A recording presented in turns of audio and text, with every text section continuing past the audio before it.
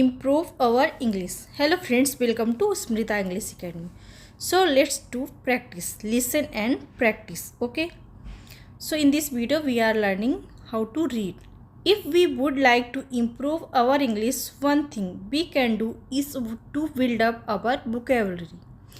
In order to do this, we have a practice a lot.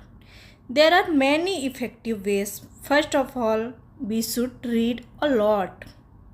Okay, we can read short stories, comics, newspapers, magazines, etc. depending on our English level. As we read, we can try to guess the meanings of unknown words from the context of the sentence. If we cannot, then look up the dictionary. Okay, define word in dictionary. English to English dictionary should be our first choice and keep the translator as last. Try to be involved with the language as much as we can. Keep a vocabulary notebook and write down a few words each day. Keep in mind that we have to revise them regularly. In my opinion, to communicate with people, all we need is words. Even if we just say the word one after another, people most likely we understand what we mean regardless of the order of the words and grammar. Repeat after me. Okay. So, first is, if we would like to improve our English, one thing we can do is to build up our vocabulary. Repeat.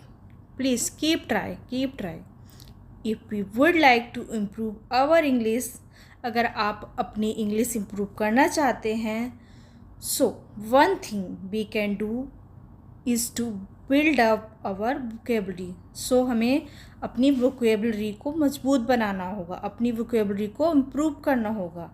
In order to do this we have to practise a lot. ठीक है, हमें सबसे ज़्यादा क्या करनी पड़ेगी? Practice करनी पड़ेगी. किसकी? पढ़ने की, बोलने की. Okay, there are many effective ways. ठीक है, इसके लिए हमारे पास बहुत से रास्ते हैं, बहुत से साधन हैं. इंग्लिश पढ़ने के लिए, रीडिंग के लिए बहुत सारे साधन हैं. There are many ways. First of all we should read a lot. सबसे पहले हमें क्या करना पड़ेगा? रीडिंग करनी पड़ेगी बहुत ज़्यादा. ठीक है, first of all we should read a lot. We can read short stories. ठीक है, हम सबसे पहले क्या कर सकते हैं? छोटी छोटी स्टोरी को पढ़ सकते हैं, छोटी छोटी स्टोरीज को रीड कर सकते हैं. कॉमिक्स बुक, न्यूज़पेपर्स, मैगजीन और बहुत सारे साधन हैं. Depending on our English level. आपकी जैसी इंग्लिश का लेवल हो, आप नहीं बोलना जानते बिल्कुल भी, तो छोटे छोटे वर्ड, एकदम छोटे छोटे पढ़िए. ठीक है, उससे ज़्यादा जानते हैं तो फिर थोड़े और बड़े पढ़िए, पर रोज़ पढ़िए, everyday. As we read we can try to guess a meanings. ठीक है, जैसे जैसे हम पढ़ेंगे हम उसकी मीनिंग भी समझ में आएगी हमें. Unknown words from the context of the sentence. जो हम मीनिंग पढ़ रहे हैं, जो हम सेंटेंस पढ़ रहे हैं, हमें उनकी मीनिंग भी समझना है. ठीक है, और अब मीनिंग भी जानने लगेंगे. जैसे रीड मीन्स पढ़ना होता है. ठीक है, as we read we can try to guess. जैसे पढ़ेंगे हम उसको गेस करना चालू करेंगे कि इसकी मीनिंग क्या है. If we can not. ठीक है, अगर आप नहीं समझते हैं उसकी meaning, if we can not, अगर हम नहीं समझते, then look up the definition in a dictionary. तो हम उसका डिफिनेशन, उसका मतलब, उसकी परिभाषा हम डिक्शनरी बुक से देख सकते हैं. इंग्लिश टू इंग्लिश डिक्शनरी, ठीक है, हम इंग्लिश टू इंग्लिश डिक्शनरी में देख सकते हैं। Should be our first choice and keep the translator as last, ठीक है।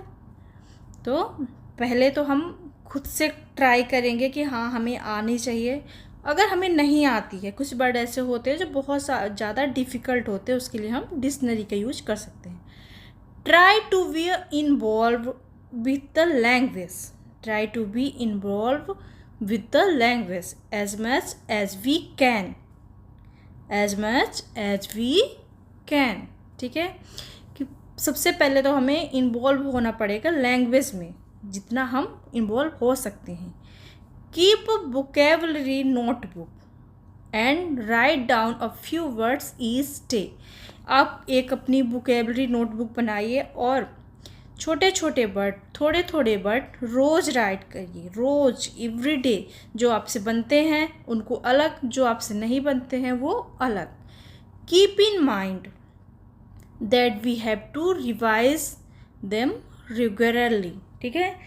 आपको अपने माइंड में रिवीजन करना डेली, एवरी डे, ठीक है, अपनी बुक के साथ, अपने माइंड के साथ, ओके।